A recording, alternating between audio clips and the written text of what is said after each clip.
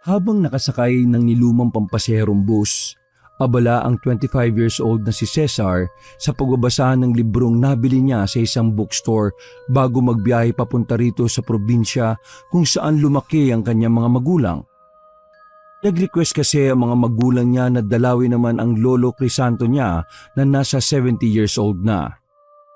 Dahil nasa ibang bansa ang mag-asawang Rojo at Clemencia Rosales, siya ang kinukulit ng kinukulit para kahit papaano ay hindi magtampo ang matandang Ginoo na mag-isa na ngayong naninirahan sa liblib na baryo sa bandang timog Katagalugan. Dahil bukas ang bintana ng nasabing pampaseherong sasakyan, kaya naman F na F talaga ang matangkad na binatang sa pagbabasa niya.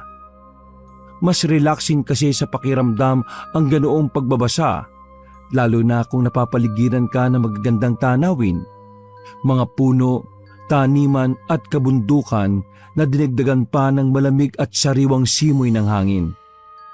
What is voodoo? It is a religion that is derived from African polytheism and ancestor worship and is practiced chiefly in Haiti. It is also a person who deals in spell and necromancy, a sorcerer's spell, a hexed object. In other terms, in Western countries, it is called charmer, conjurer, enchanter, mage, magician, magus, necromancer, sorcerer, magician, voodooist, witch, or wizard. In France, voodoo started 1700s in the Philippines. Aray! Ba yun? Nahinto na siya sa pagbabasa sapagkat napadaan sila sa malubak at maputik na daan. At dahil na rin sa pagkabigla ay nabitiwan niya ang libro na nahulog sa labas ng bus.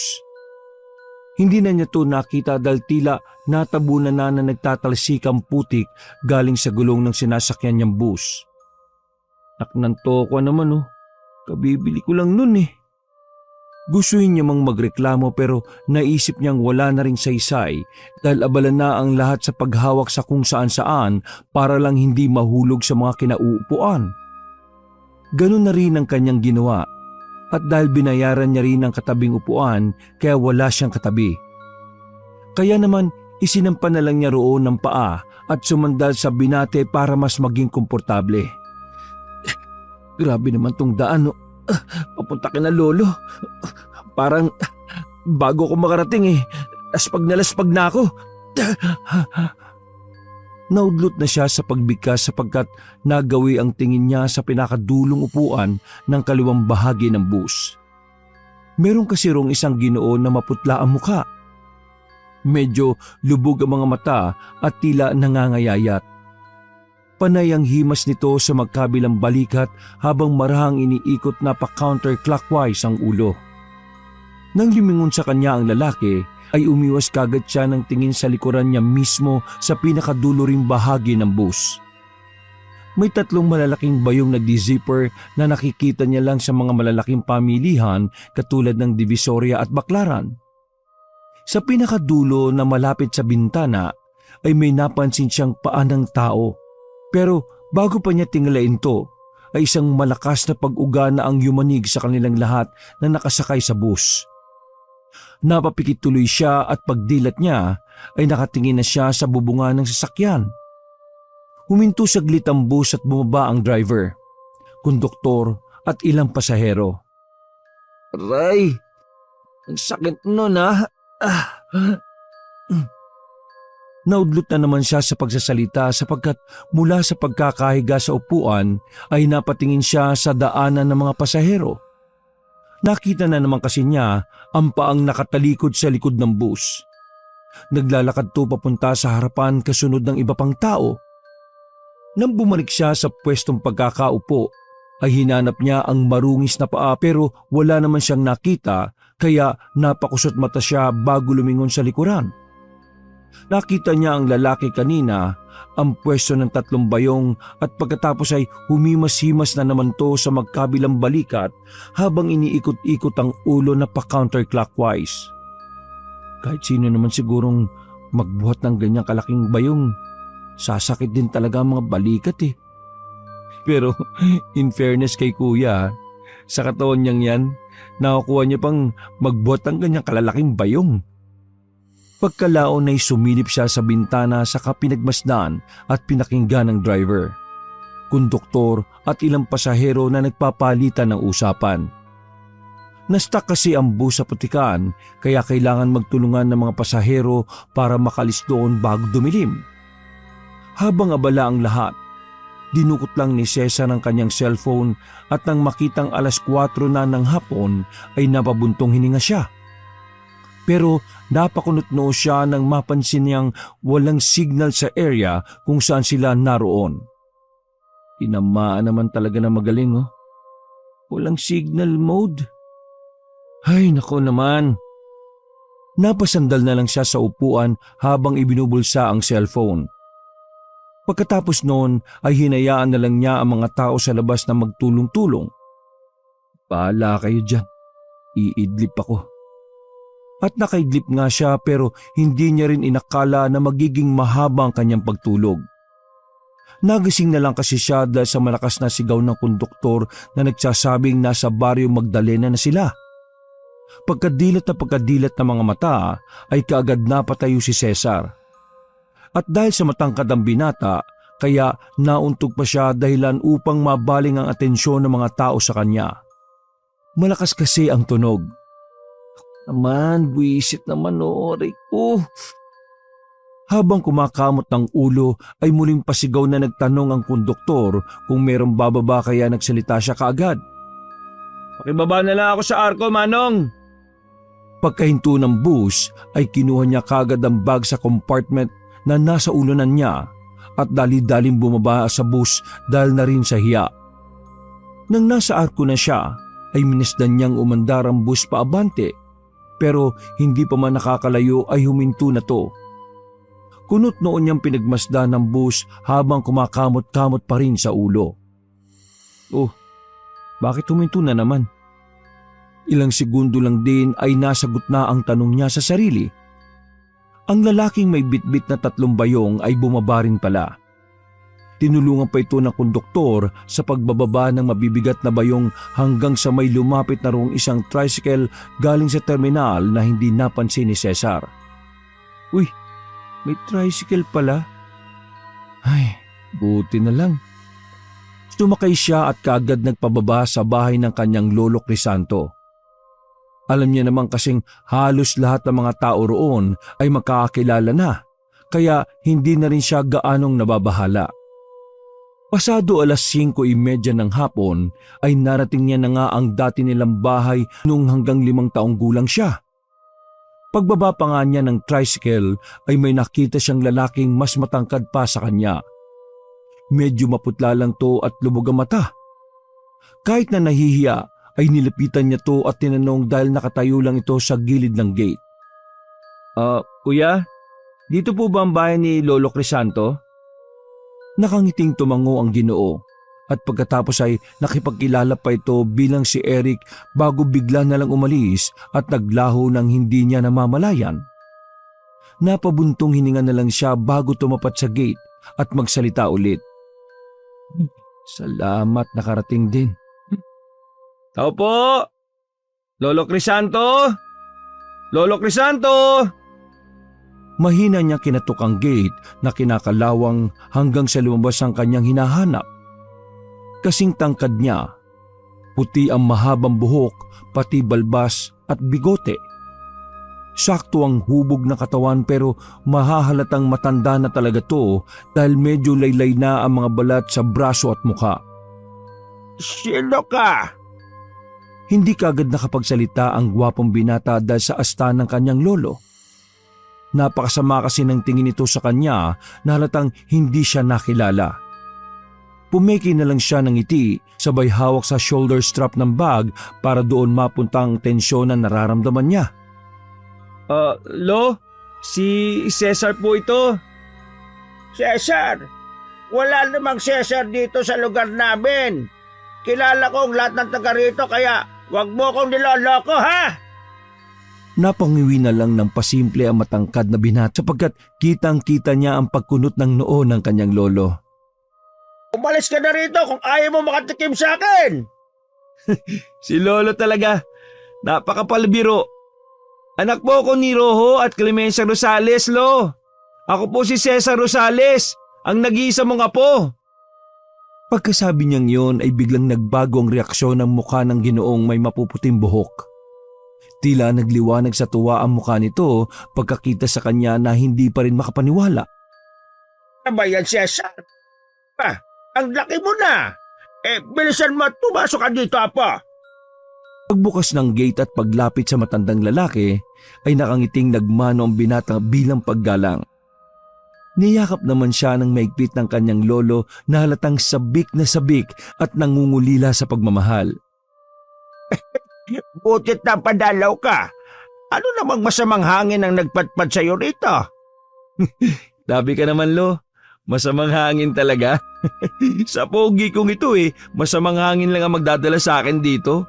Siyempre po, na-miss ko kayo, no? Ay, nako! Duda ko dyan. Malamang inutusan ka ng tatay at nanay mo, ano? Kasama na yon pero siyempre, in my own willingness, ginusto ko rin makabalik ulit dito. Plano ko na talaga yun, lo bago pa sabihin nila papa at mama. Dapat nagpadala ka muna ng sulat na pupunta ka rito para nakapaghanda man lang ako at nasundo kita sa bukana ng barya. Marami pa naman loko-loko rito. Mabuti na lang at hindi ka naligaw.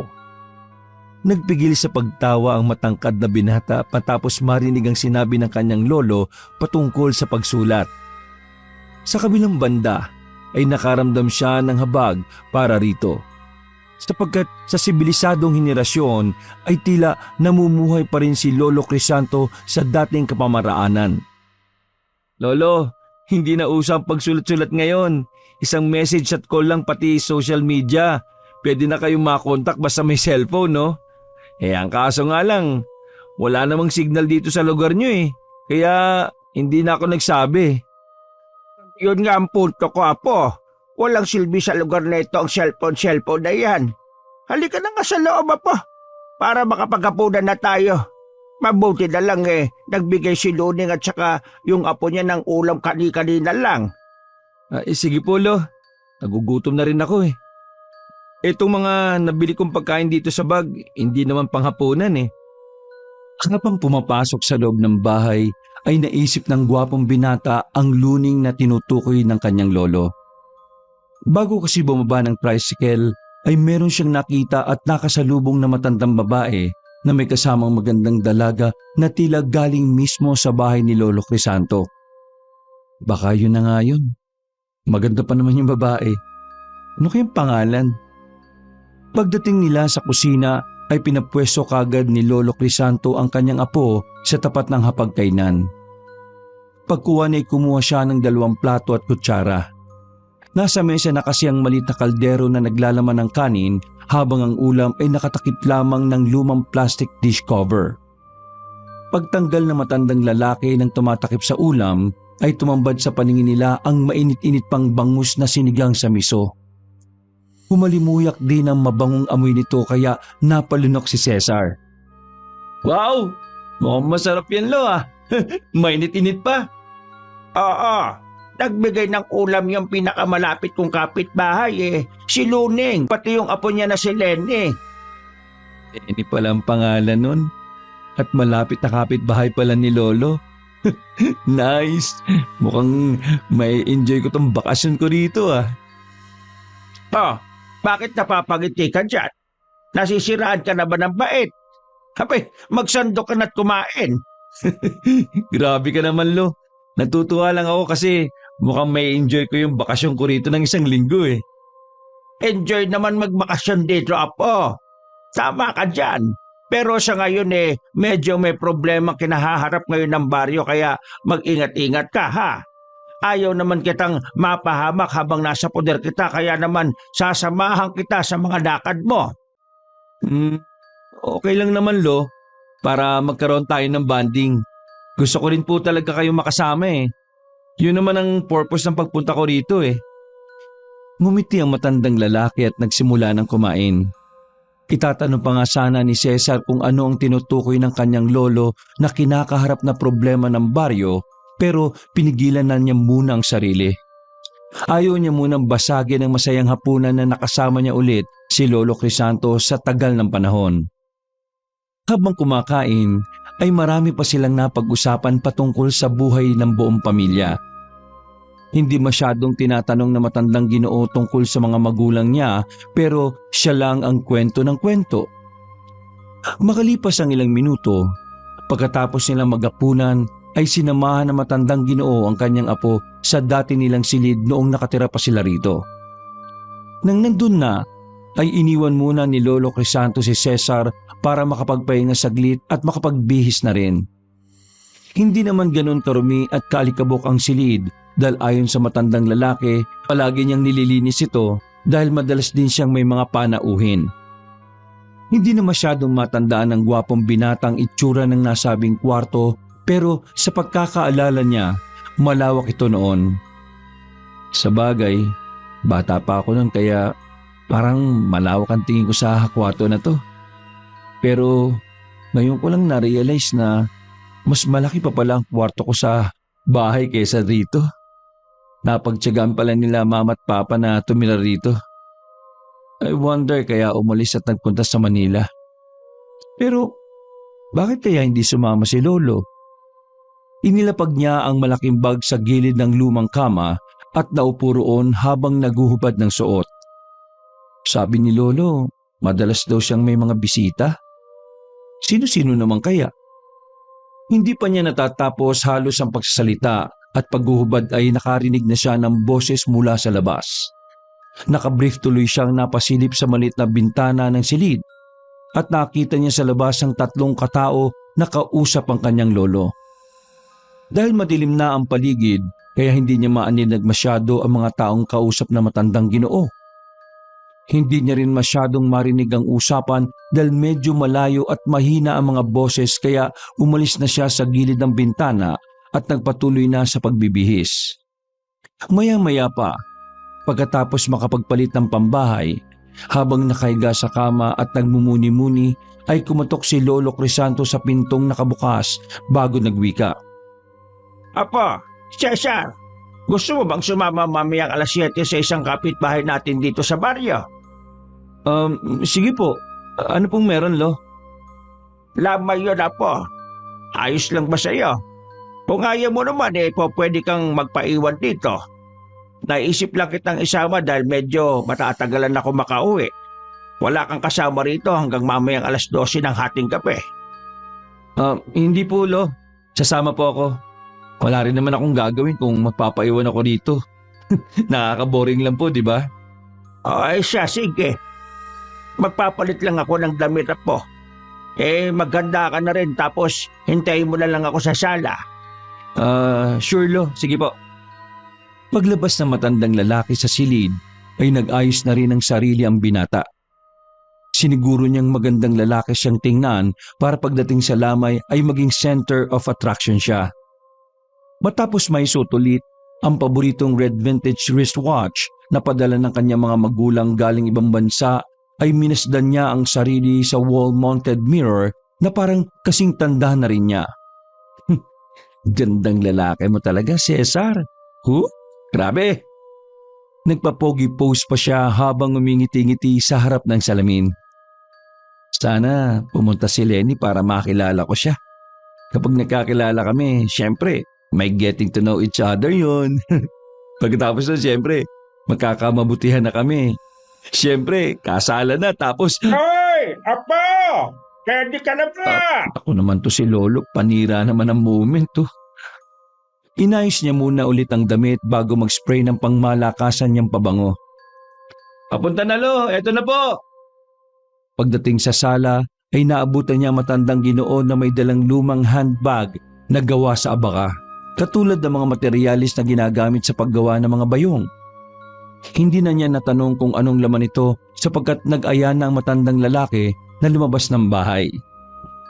Habang naglalakad sila sa medyo maputik na daan gawa ng pag-ambon-ambon, ay nagbilin pa si Lolo Crisanto sa kanya. Apo, hindi kita pipigilan sa mga gagawin mo ron sa lamay, ha? Ang payo ko lang, mag-ingat ka sa pakikisalamuha, ha? Kapag merong tumapik sa'yo sa kabaitan mo man o hindi, tapikin mo rin pabalik. Kung may magbibigay naman sa'yo ng pagkain, tanggapin mo lang bilang respeto. Pero wag mo kakainin, ha? Ang kakainin mo lang yung ibibigay ko sa'yo. Bakit naman, Lo? Hindi ko nilalahat, pero iba ang kalakaran sa probinsya lalo na dito sa Baryo Magdalena. Ang tingin ng karamihan dito sa mga dayo o taga Manila iba. Maaring kagiliwang kanila o maaring kainisan.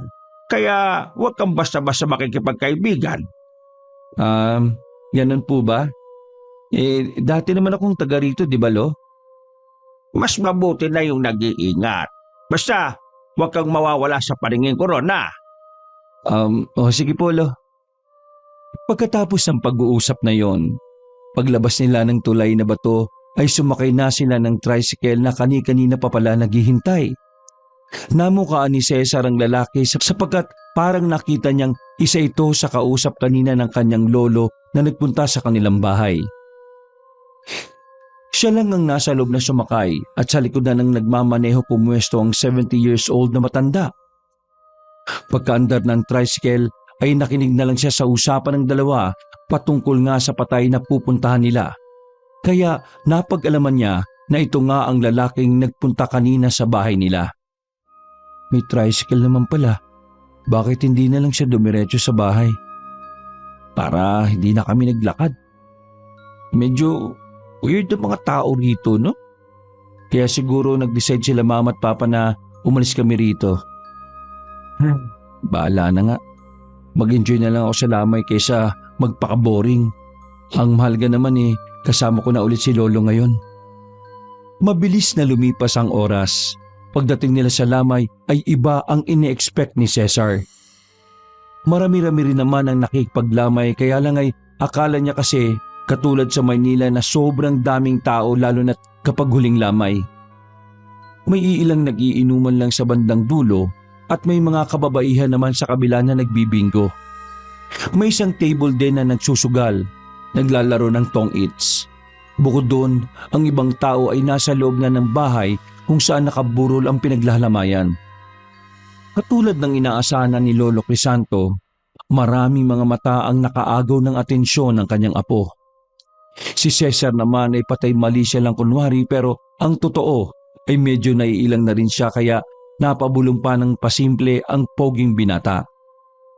Ganito pala ang feeling ng mga pa-main character na umuwi sa probinsya. Medyo awkward. Talagang all eye sila sa akin Awit na yan. Dumiretso kagad silang maglolo sa loob kung saan nakita niya nga rin sa isang sulok ang maglolang nagbigay sa kanya ng ulam para sa hapunan. Si Lola Luning at Lenny. Ganun na lang ang ngiti ni Cesar pagkakita sa magandang dalaga kaya nag-ayos-ayos na naman siya ng damit na parang biglang na-conscious sa sarili. Naantala lang siya na magsalita ang kanyang lolo pagkalapit sa isang ginang na may katabaan. Magandang gabi, Salve. Magsisimula na ba tayo? Habang nakikipagkamay ay sumagot naman ang ginang na chubby. Narinig ni Cesar na meron lang silang hinihintay na isa sa mga kaanak ng namatay para masimula na kung ano man ang gagawin nila. Naglibot muna saglit ng tingin ang gwapong binata hanggang sa madako siya kay Lenny na tahimik lang sa isang sulok. Matagal itong pinagmasdan ni Cesar dahil talaga namang napakaganda ng dalaga. Mahaba ang pilik mata, maputi, hindi katangkaran pero balingkinitan. Ganito ang katauhang nakita niya na pasok sa kanyang panlasa. Grabe, ang ganda talaga niya. Sana magkaroon ng chance na makausap ko siya. Apo, halika rito saglit at ipakikilala kita. Ho?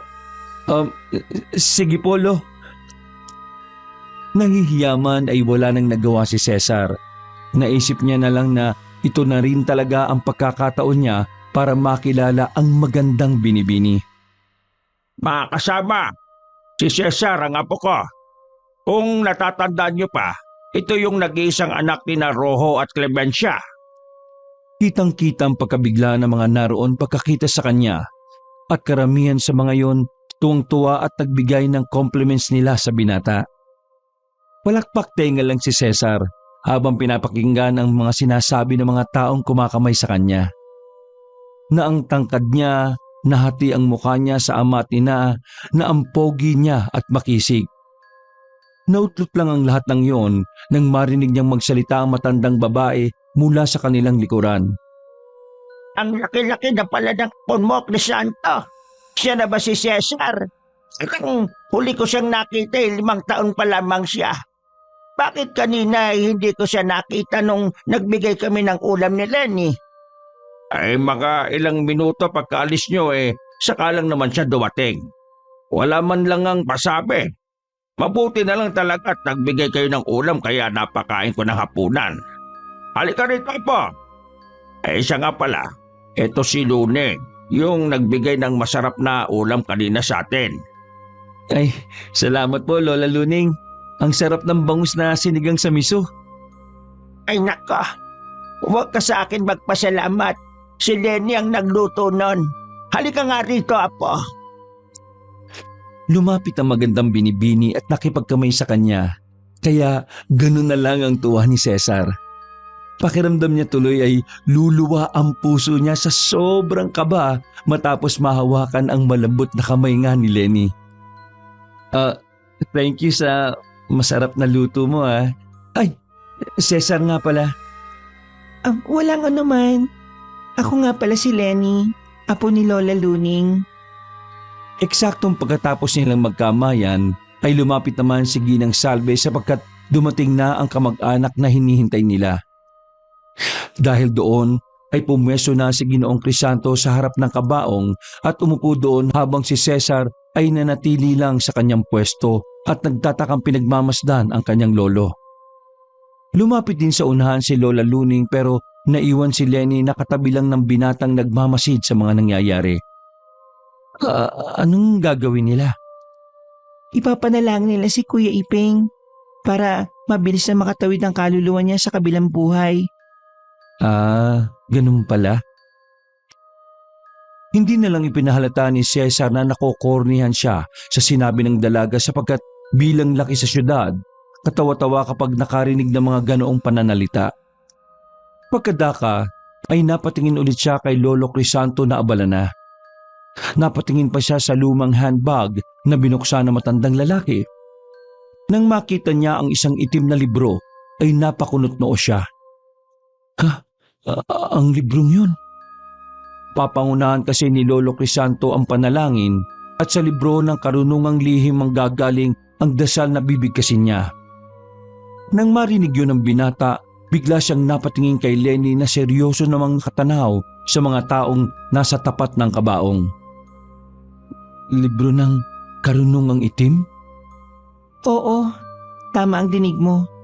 Karamihan sa mga taga rito sa Baryo Magdalena, kumukuha ng kaalaman sa libro ng karunungang itim. Hindi ba naikukwento ni Lolo Crisanto sa iyo yon? Umiling lang si Cesar bago tuluyang lumingon sa kanyang lolo na nagsisimula na sa ginagawa nito. Maya-maya pa ay may mga kababaihang nag-abot ng kandila sa mga taong naroroon. Pagkakuha niya ng isa ay napasilip siya sa labas kaya nakita niyang nanahimik ang mga naglalaro ng bingo, nagiinuman pati ang nagsusugal. Nang matapos ng masindihan ng mga kandila ay binuklat na ni Ginoong Crisanto ang librong itim ng karunungang lihim. Matapos silang lamunin ng katahimikan, doon naramdaman ni Cesar ang kakaibang kilabot. Wala pa mang sinisimula ng kanyang lolo pero kakaiba na ang naba-vibes ng gwapong binata. Naglibot siya ng tingin hanggang sa mapansin niya ang marungis na paanan malapit sa pintuan kung saan nakatutok ang pinakaulunan ng namatay. Pamilyar sa kanya ang marungis na paa na yon sapagkat nakita niya na ito sa bus bago pumunta rito. Nakita ko na yun sa bus kaninang hapon . Huwag ka magsasalita. Nagsisimula na si Lolo Crisanto. Sorry. Gamit ang kaliwang kamay ay tinakpan na lang ni Cesar ang bibig habang ang kanang kamay naman ay hawak ang kandilang may sindi. Nang iangat niya ang tingin kung saan nakita ang marungis na paa, hindi niya naman nakita ang itaas na parte sapagkat natatakpan na yun ang kortina. Napatanong na lang siya sa isip dahil doon. Sino kaya yun? Natigil lang siya sa pagtingin doon na magsimula ng magsalita si Ginoong Crisanto. Sabing poon, naririto ngayon ang mga lingkod ng librong itim ng karunungang lihim. Ngayong gabi ay nakakatipon po kaming muli upang ipanalangin ang kaluluwa ng isa sa aming kapatirang na mayapa. Ang mga kandilang to na nakasindi ngayon at nagliliyab, maging gabay niya to patungo dyan sa liwanag. Tumigil siya sa pagsasalita at nagbuklat ng pahina sa nasabing libro. Nang makita na niya ang hinahanap ay muli siya nagsalita at hindi inaasahan ni Cesar ang kanyang maririnig. Ang mga salitang namutawi sa bibig ng kanyang lolo ay nagpadoble ng kilabot sa kanyang nararamdaman, dahilan para mapayakap siya ng pasimple sa sarili. Nagbanggit siya ng Latin na salita na hindi maintindihan ni Cesar. Sinabayan ng mga taong naroon ang panalangin ng matandang lalaki. Padagdag ng padagdag ang kilabot na nararamdaman ni Cesar. Ito kasi ang unang pagkakataon niya na makarinig ng ganoong klase ng panalangin. Makailang beses na naulit ang ganoong panalangin kaya nagbalak na lang si Cesar na lumabas, kaya lang nakaramdam siya ng pinaghalong pagkailang at takot matapos makita sina Lenny, Lola Luning, Salve at iba pa na seryoso sa pagsunod sa mga binibigkas ng kanyang Lolo Crisanto. Wala nang nagawa si Cesar kundi makinig na lang kahit patila nangangatog na ang kanyang tuhod dahil sa takot na nararamdaman. Pasimple siyang napasign of the cross habang bumubulong ng alam niyang panalangin bilang isang lumaki sa pananampalatayang Katoliko. Nang matapos, ay sabay-sabay na hinipan ng mga naroon sa loob ng bahay ang kandila at pagkatapos ay nagpalakpakan sila ng mahina. Salve, sigurado kong makakatawid na ng matiwasay ang asawa mo sa kabilang buhay. Kaya kalamayin mo na lang ang loob mo, Salve. Maging matatag ka lang at hindi ka pababayaan ng poon. Matapos magpasalamat ng ginang, ay inanyayahan na niya ang lahat na kumain ng handa nila. May mga babaeng nagsiserve ng pagkain ng lumapit pero mas pinili ni Lolo Crisanto ang siya na mismo ang kumuha sa kusina ng para sa kanila ng kanyang apo. Apo, kukuha lang ako ng pagkain natin ha, diyan ka lang. Ambilin ko sa iyo, Apo ha. Huwag mong kakaligtaan. Saka pumaling ang matandang lalaki kay Lenny. Iha, bantayan mo to ha. Huwag mong papalisin dito sa pwesto niya. Opo, Lolo Crisanto. Tumango lang din si Cesar na parang lutang sapagat hindi pa rin maproseso ng utak niya ang mga nangyari kanina. Pakiramdam niya talaga kanina nung nananalangin si Lolo Crisanto ay parang napunta siya sa ibang dimensyon kung saan ang kaluluwa niya ay nahiwalay sa katawan. Pag-alis ng kanyang lolo, kagad siyang tumayo kaya napatingin ng dalaga. Pinapaypayan niya ang sarili gamit ang sariling suot na damit dahil pakiramdam niya ay ang sikip-sikip ng kapaligiran at ang init-init. Nang di pa rin siya komportable ay naglakad na siya palabas pero nagsalita si Lenny kaya saglit siyang natigilan. Saan ka pupunta, Cesar? Sabi ni Lola mo, huwag ka raw aalis. Baka pagalitan ako noon. Hindi ka naman siguro pagagalitan nun. Magpapahangin lang ako saglit sa labas. Ang init kasi rito eh. Papasok na lang ako maya-maya kapag napreskuhan na ako. Nagtuloy-tuloy na siya sa paglalakad hanggang sa makalabas ng pintuan. Doon ay minasid niya ang mga mesa kung saan nagtuloy ang pagtotong-its, pag-iinuman at pagbibingo. Pumesto siya sa pinakadulong mesa na malapit sa gate dahil walang tao roon. Naupo siya at muling pinaypayan ang sarili gamit ang suot na damit. Tumigil lang siya nang mapreskuhan na ang kanyang katawan. Habang busy ang lahat sa kani-kanyang pinagkakaabalahan, ay nag-ikot-ikot lang siya ng tingin. Iniisip niya kasi ang nasaksihan kanina. Member pa ng kulto si Lolo? Alam kaya nila papa at mama to? Siguro kaya sila umalis dito sa Barrio Magdalene. Dahil siguro sa ganung mga katuruan. Langyang yan, nakakatakot. Sayang di ko nakunan kanina ng video. Sa kanya lang naalala ang cellphone kaya dinukot niya kaagad to sa bulsa at tiningnan ang mukha gamit ang front camera. Ganun na lang ang gulat niya nang may makitang lalaking tila nakadungaw sa kanyang likuran. Kaya halos mapatayo siya sa kinauupuan. Mabuti na lang ay napigil niya ang sarili sa pagsigaw at nagkunwaring okay lang ang lahat habang tumitingin sa mga tao sa paligid. Nang makita niyang parang wala namang nakapansin, ay binalingan niya ulit ng tingin ang lalaking tila nakipagpicture sa kanya kanina. Kuya naman, nakakagulat ka po. Basta-basta ka lang sumusulpot sa likuran eh. Nakakagulat po talaga, promise. Akala ko multo ka na eh. Ipit ang umiti lang sa kanya ang ginoong chubby na medyo namumuti ang mga mata at namumutla ang balat kaya ganun na rin ang kanyang ginawa kahit ilang na ilang siya rito. Pagkatapos noon ay tinapik siya nito sa balikat bago maglakad papasok sa loob ng bahay.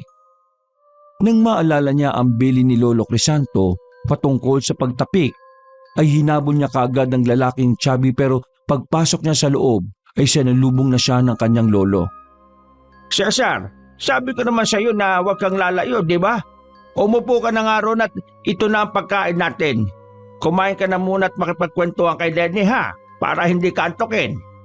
Maya-maya lang uuwi na rin tayo dahil maaga pala yung libing bukas. Hindi na nakaalma pa ang gwapong binata. Umupo siya sa tabi ni Lenny at habang kumakain ay nagsimulang magbukas ng usapan ng dalaga. Natakot ka ba kanina? Napansin kitang parang iba ang itsura ng mukha mo tapos parang nakayakap ka sa sarili mo eh. Pasensya na. Hindi kasi ako sanay eh. First time kong maka-encounter ng ganong klaseng prayer. Teka, panalangin ba yun o parang orasyon? Ikaw nang bahala kung ano sa tingin mo, kung orasyon ba siya o panalangin.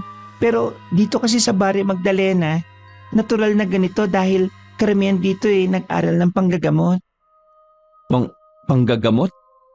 Anong kinalaman ng klase ng prayer niyo sa panggagamot?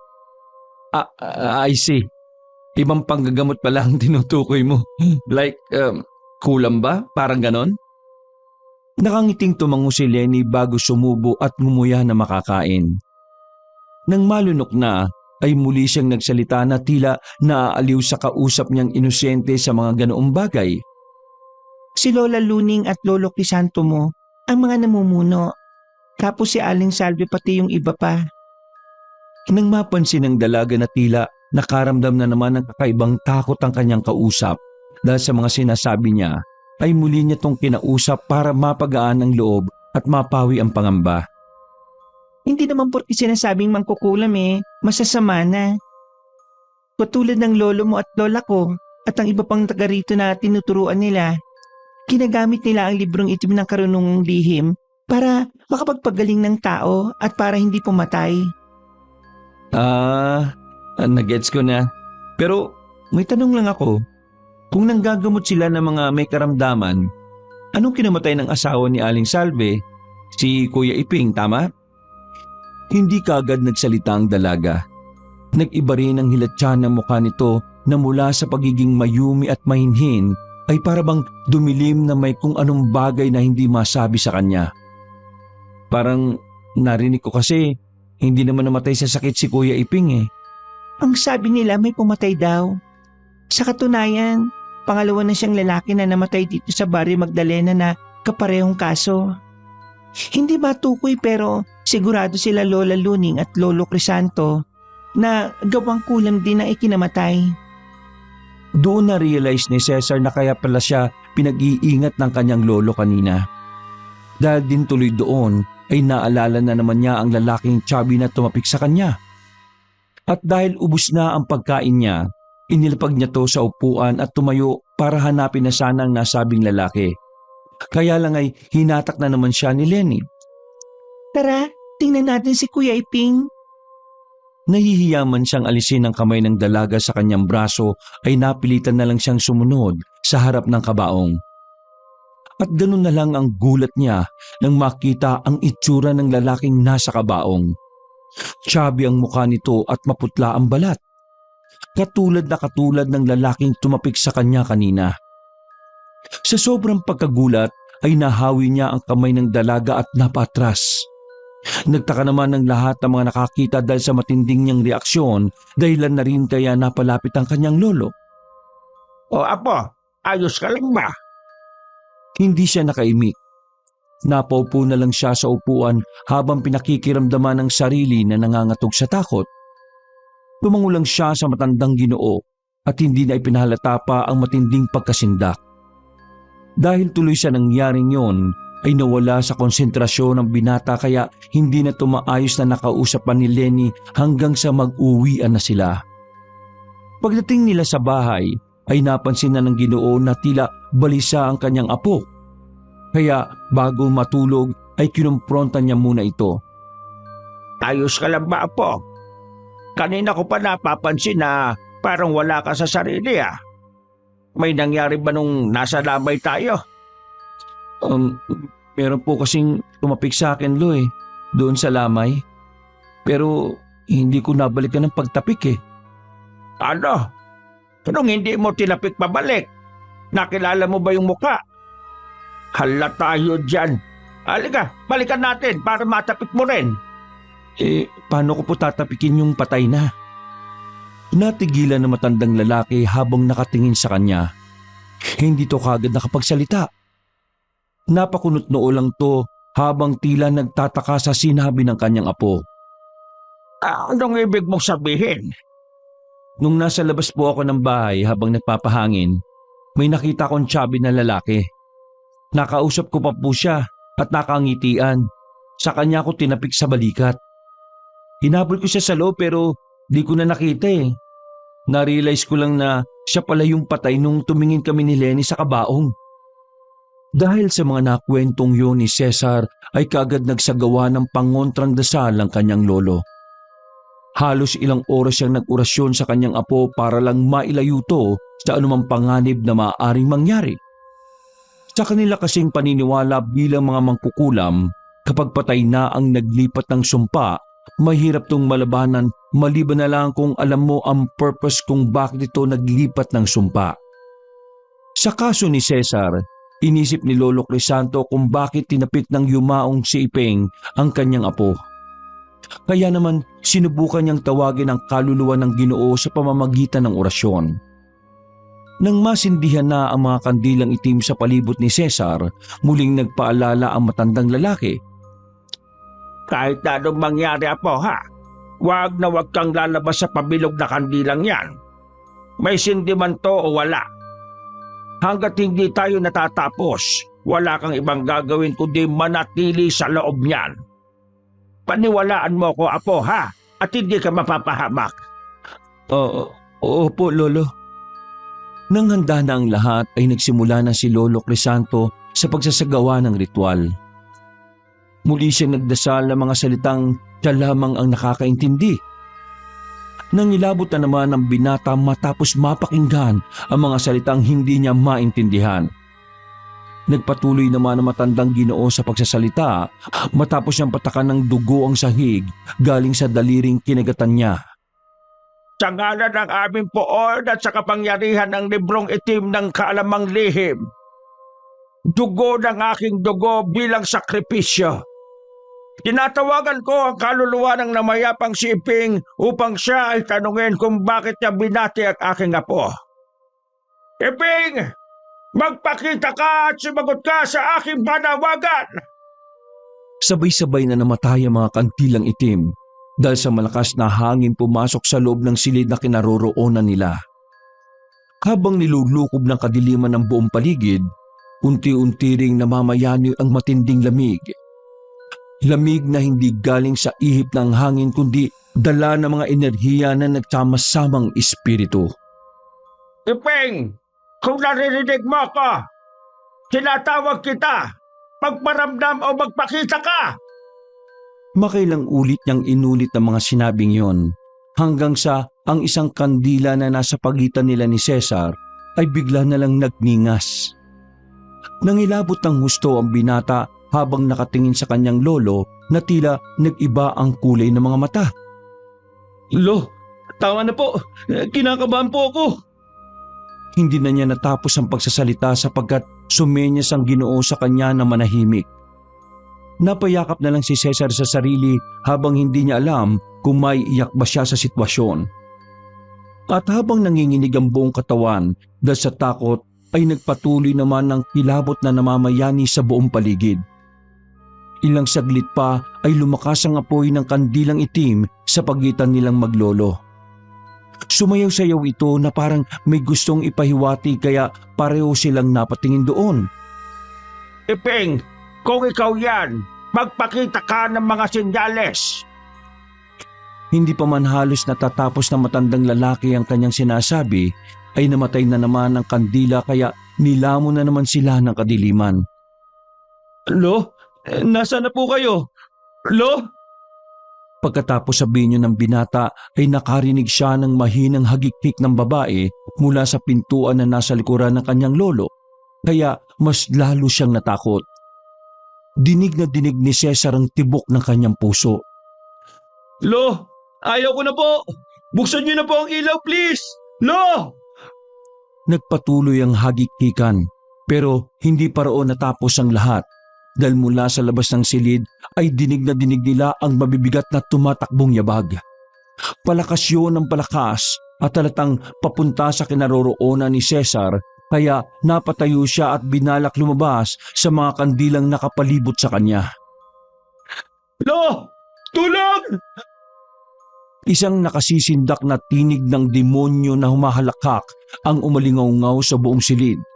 Kaya napapikit na lang ang gwapong binata at napayuko dahil sa takot.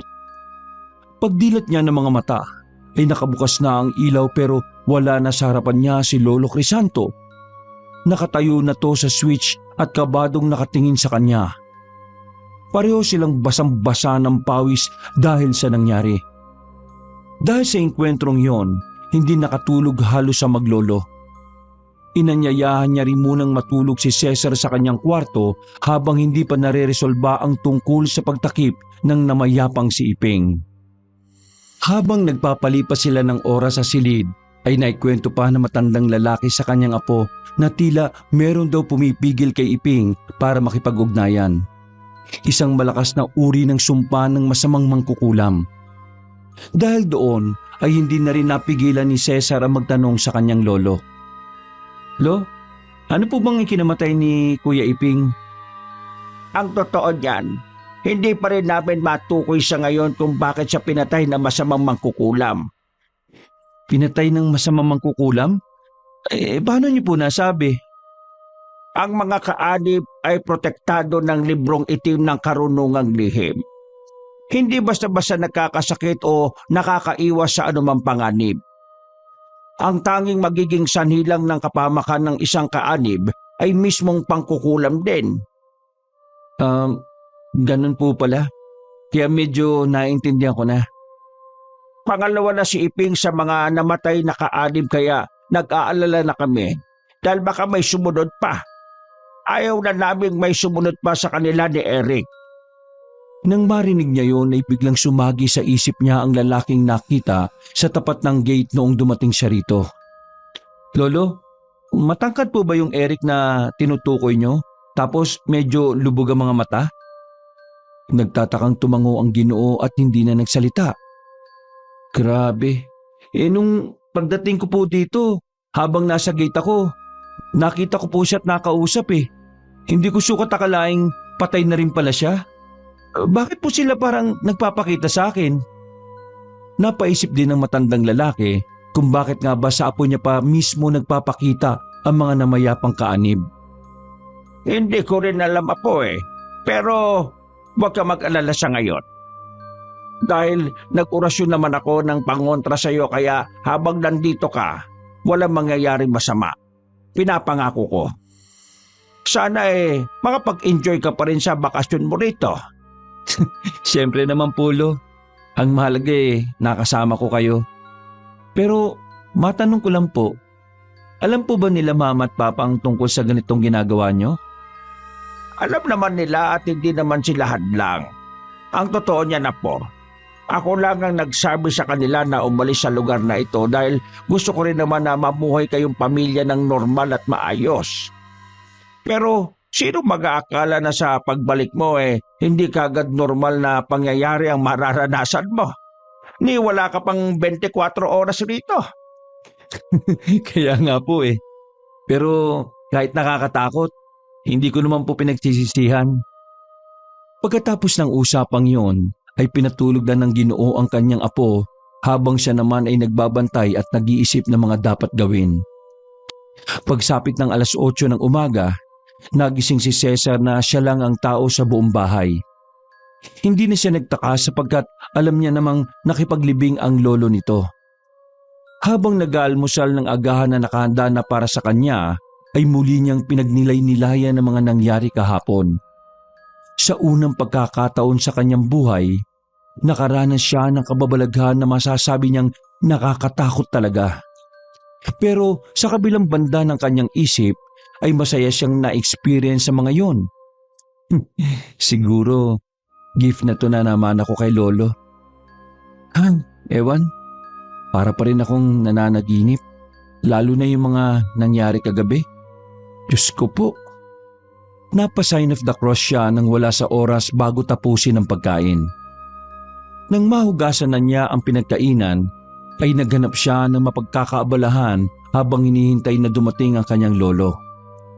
Ayaw niya namang lumabas ng bahay sapagkat baka makaengkwentro na naman siya ng mga kung ano-anong bagay. Pakiramdam niya mas safe siya kapag nasa loob lang ng bahay ni Lolo Crisanto. Ay, anong klaseng bakasyon ba to? Nagpunta ako ng probinsya para magkulong lang sa bahay. Kung di lang ba naman kasi ako tinapik-tapik ng bulto na yun okay na sana yung magpakita lang sila Pero magparamdam? Ko, ibang usapan na yun. Matapos siyang mapabuntong hininga, ay nakarinig naman siya ng boses ng isang lalaki mula sa gate. Sumilip muna siya sa bintana hanggang sa makita niya ang pamilyar na Ginoong maputla ang mukha. Medyo lubog ang mga mata at tila nangangayayat. Siya yung nakasabay ko sa bus Yung may 3 mabibigat na bayong. Taga rito nga rin pala siya. Himala yata na hindi na sumasakit-sakit yung balikat niya. Hindi na paikot-ikot ang ulo niya.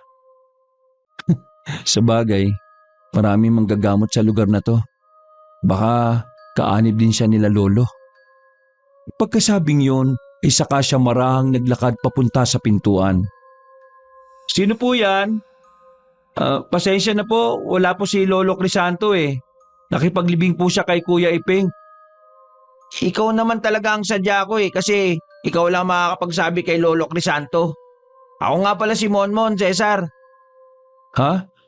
Ako? Ay teka, paano mo ako nakilala?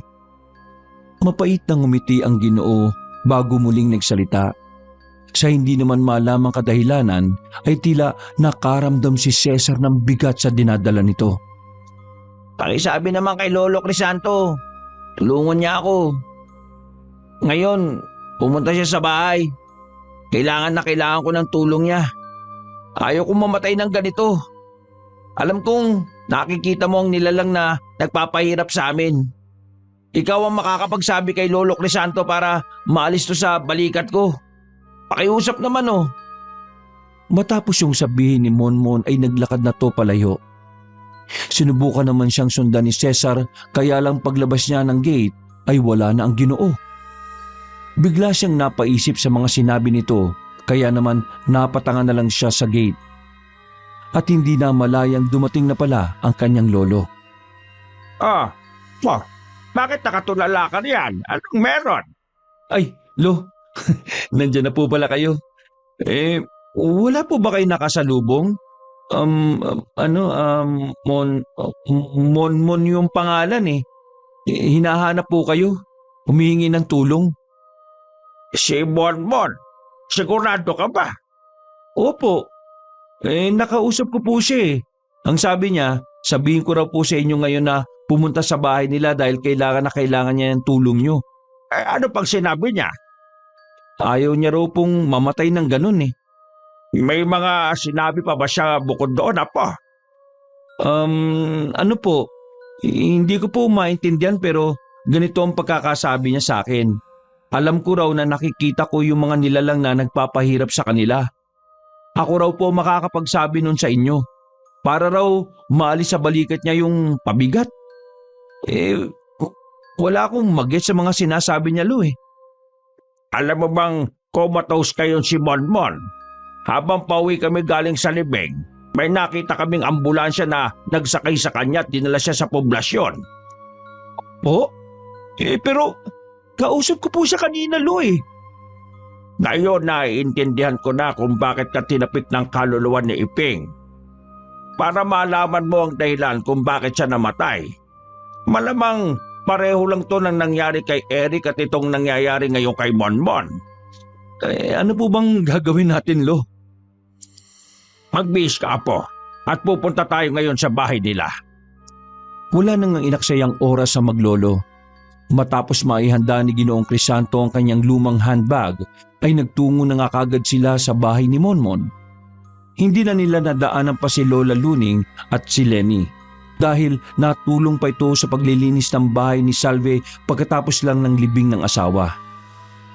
Ang bunsong kapatid lang ni Monmon na si Gina ang naabutan ng maglolo. Gina, huwag kang umiyak. Nandito kami para tulungan ng Kuya Monmon mo. Dahil naniniwala ko na hindi normal ang nangyayari sa kanya. Malamang katulad din to kina Eric at Ipeng. Ito nga po kung si Cesar nagpakita sa kanya kanina ang kuya mo at humihingi ng tulong kaya kami narito. Ngayon, ikwento mo sa amin kung paano na-comatose ang kuya mo. Umiiyak si Gina habang sinasalaysay ang buong pangyayari. Isang linggo na raw na kasing tila parang pagod na pagod ang Ginoo at palaging iniinda ang pananakit ng magkabilang balikat. Ilang beses na rin tong nagpatingin sa manggagamot sa baryo. Nareremedyohan lang ng isang araw pero kinabukasan ay bumabalik din kaagad ang sakit at mas lalo pang bumibigat ang mga balikat.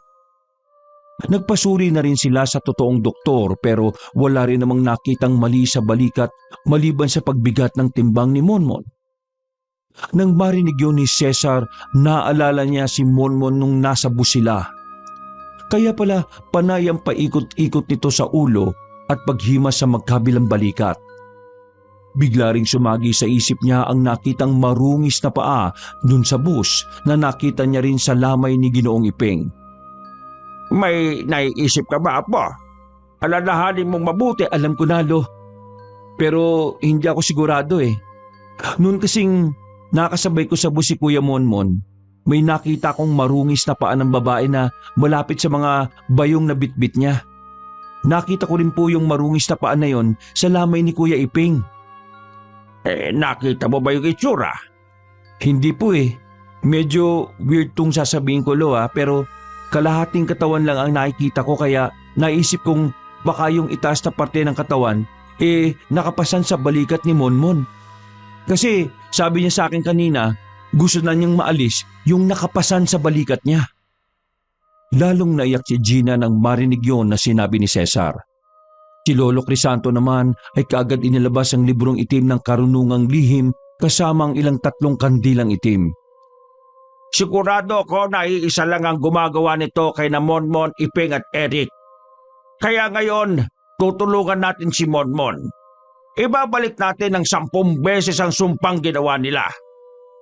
Gina, maganda ka ng mainit na tubig at ilagay mo sa maliit na planggana. Ikaw naman, Apo, dito ko lang sa likuran ko at manalangin sa paraang alam mo. Kahit anong mangyari, katulad kagabi, huwag kang aalis sa pwesto mo, ha? Hawakan mo lang tong kandilang itim at sindihan. Sige po, Lo.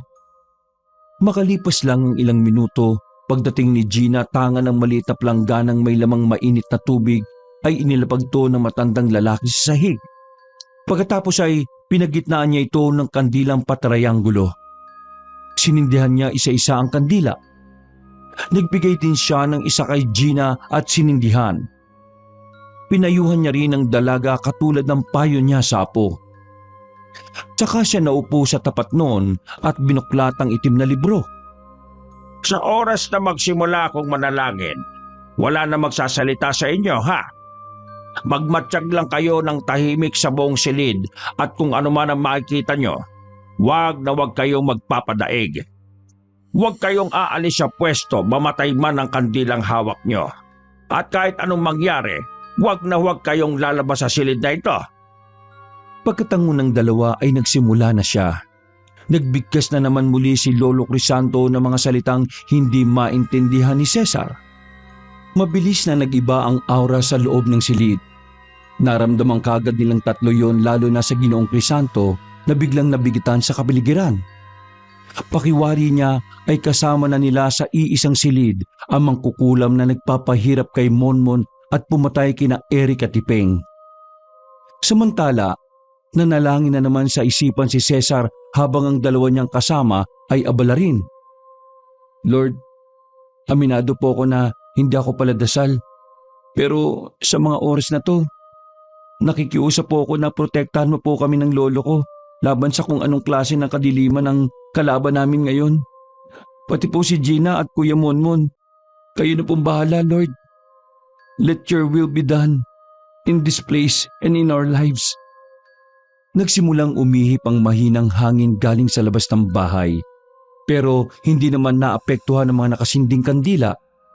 Para lang tong nagsasayaw kaya nagpatuloy ang matandang lalaki sa pagbigkas ng kanyang orasyon.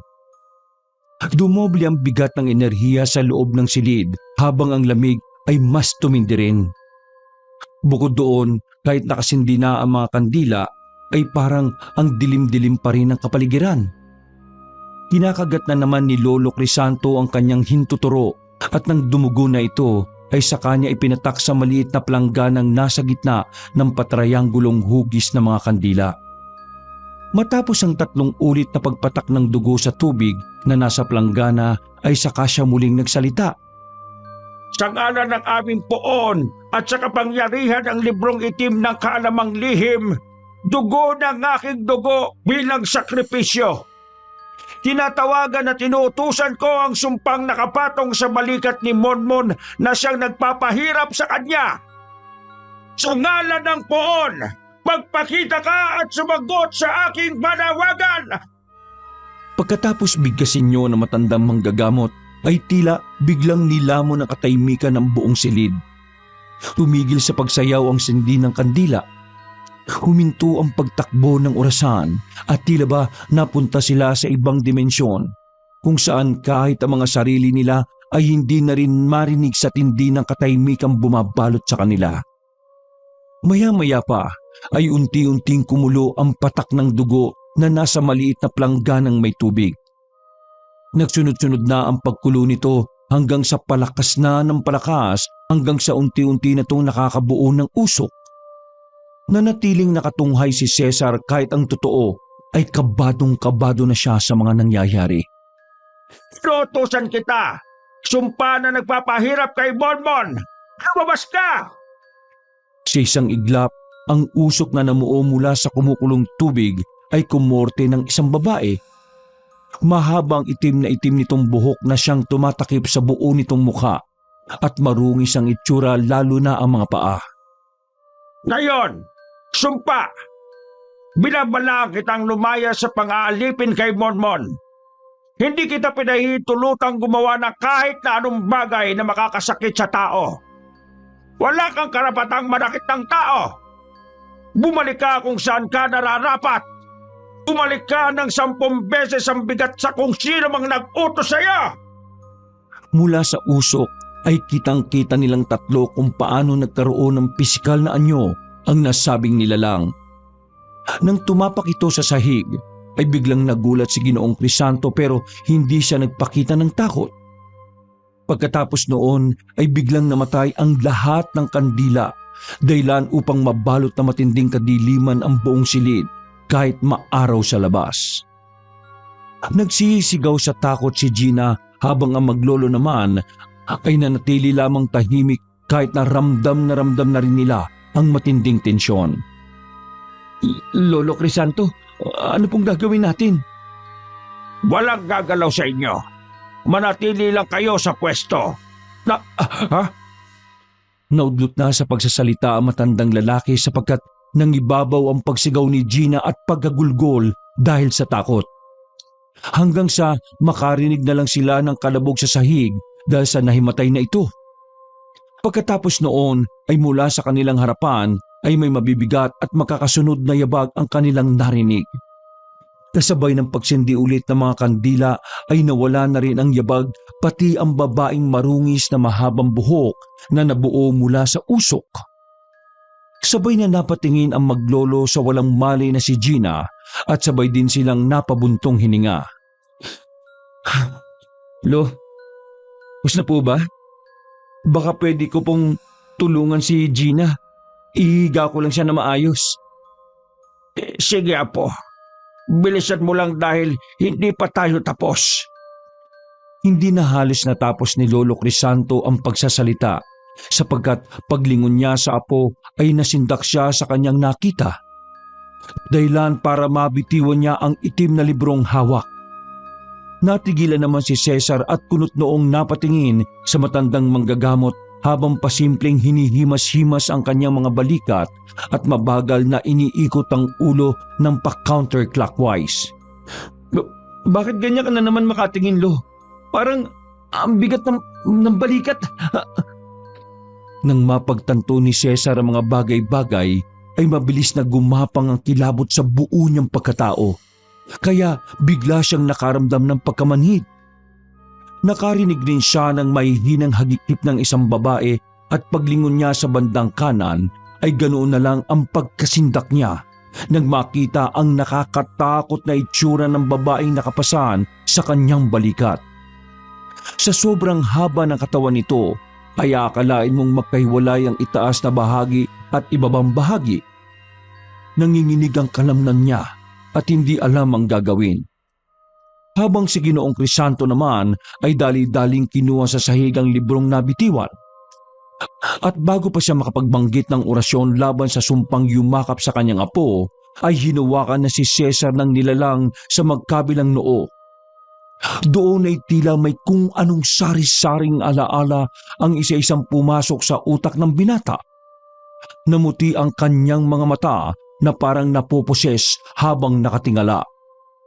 Matapos mapuno ng mga memoryang hindi naman kanya, ang sunod na natatandaan na lang ni Cesar ay ang boses ng kanyang Lolo Crisanto na sumisigaw habang siya ay nakahandusay sa sahig na nanghihina at nagdidilim ang paningin. Pagkamulat ng mga mata ay nasa pamilyar na silid na si Cesar. Ang kwarto niya sa bahay ni Lolo Crisanto. Dahan-dahan siyang tumayo at naglakad papunta sa banyo sapagkat ihing-ihi na siya at bukod doon ay uhaw na rin siya. Nang matapos ng umihi at uminom ng tubig ay muli siyang naglakad papunta sa sala para silipin kung nasaan ang kanyang lolo pero saglit siyang natigilan dahil nanakit ang kanyang ulo. May mga memorya na naman kasing pilit na sumisiksik na alam niyang hindi naman sa kanya. Ano ba naman to? Umalis kayo sa utak ko! Aray! Aray! Nang makarinig siya ng mga boses mula sa labas ng bahay ay nagpatuloy siya sa paglalakad hanggang sa makita si Aling Salve, Gina at ang kanyang lolo. Base sa itsura ng mga to, masasaya ang muka at merong magandang nangyari. Nanalo ba kami? Naudlot siya sa pagsasalita dahil sabay-sabay na napatingin sa gawin niya ang tatlo at gulat na gulat ang mga to nang makita siyang gising na. Salamat sa puon at nagising ka na rin apo. Marami akong ikukwento sa iyo. Inalalayan nila ang binata hanggang sa kusina para makakain to ng maayos dahil halos isang araw itong nakatulog dahil sa nangyari. At habang kumakain nga ng lugaw si Cesar, ay kinuwento ni Ginoong Crisanto na nagtagumpay sila sa pagtataboy ng sumpa kay Momon.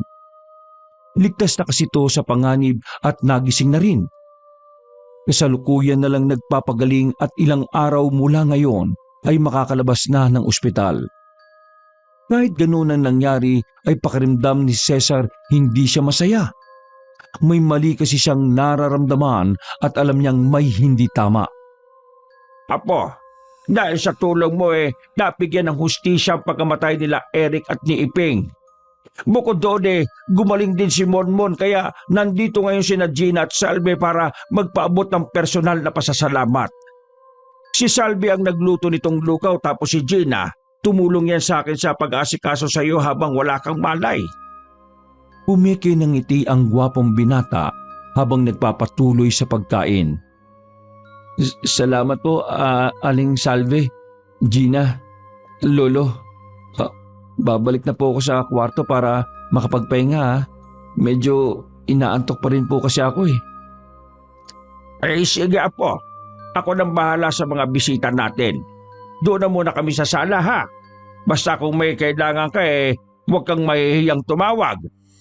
Opo, Lo. Thank you po. Pag-alis ng tatlo ay napansin niyang napapahimas-himas sa balikat ang kanyang lolo kaya napakunot noo siya habang medyo kinukutuban. Mabilis na sumapit ang oras. Habang natutulog siya sa kalagitnaan ng gabi ay dinalaw ng kakatuwang panaginip si Cesar tungkol sa babaeng ginahasa ng 4 na kalalakihan. Sa natitira niyang 3 araw sa poder ng kanyang lolo ay palaging ganon ang napapanaginipan niya. Pero hindi niya namumukhaan ang itsura ng babae. Ang 4 na lalaki naman ay kitang-kita niya ang mga mukha, kaya ganun na lang ang pagkagulat niya. Pagsapit ng linggo, habang nag-ayos sila ng mga gamit at ilang dadalhing pangbaon at pasalubong na pinadala ng mga ilang taga roon bilang pasasalamat, napansin niya si Lolo Crisanto na tila merong iniindang bigat sa kanyang balikat. Ramdam na niya ang bagay na yon pero nanatili siyang tahimik. Magkagayunman ay nag-aalala pa rin siya at naaawa sa kanyang lolo. Lo, sigurado po ba kayong ayos lang kayo? Nako apo, wag mo kong intindihin. Nakapag-ayos ka na ba? Tara ipapatid na kita sa bukana ng baryo. Makalipas ang ilang minuto, paghatid kay Cesar ng tricycle ay naghintay siya ng bus sa waiting shed. At habang naghihintay, ay eksakto naman na dumating sina Lola Luning at Lenny. Buti at naabutan ka namin. Hindi kami nakapagpaalam dahil medyo abala kaming maglola nitong mga nakalipas na araw. Mag-iingat ka sa pag-uwi mo Pagkakita ni Cesar kay Lenny ay doon na isa-isang bumalik sa kanya ang lahat. Ang mga alaalang isiniksik sa utak niya ng babaeng nakapasan sa balikat. Napaluha siya matapos maalala mga yon, pero ngumiti lang sa kanya ng tipid ang maglola. Pasensya na kung alam ko lang na ganun. Hindi ko na sila tutulungan. Hindi ko sinasadya na tanggalin ang sumpa. Dapat pala, inayaan ko lang yun hanggang sa makumpleto niyong paghiganti. Hindi mo kailangang humingi ng tawad. Nakatulong ka pa nga sa amin kung tutuusin dahil nagawang makapasok ng sumpa kay Crisanto kahit gaano pa siya kaprotektado. Salamat at tumating ka dahil makakaganti na rin ako sa mga taong bumaboy sa katawan ko. Si Kuya Eric, si Kuya Iping, si Kuya Monmon, pati ang lolo mong nagpapanggap na banal.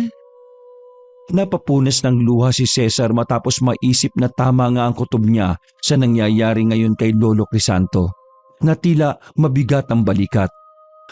Nalipat na kasi sa matandang manggagamot ang sumpa ng babaeng nakapasan na iginawad ng maglolang Luning at Lenny para makaganti sa mga kababuyang ginawa ng 4 na kalalakihan. Hindi na nagsalita pa si Cesar sapagkat may dumating ng bus. Lutang na lang siyang sumakay doon hanggang sa nagpatuloy siya sa biyahe.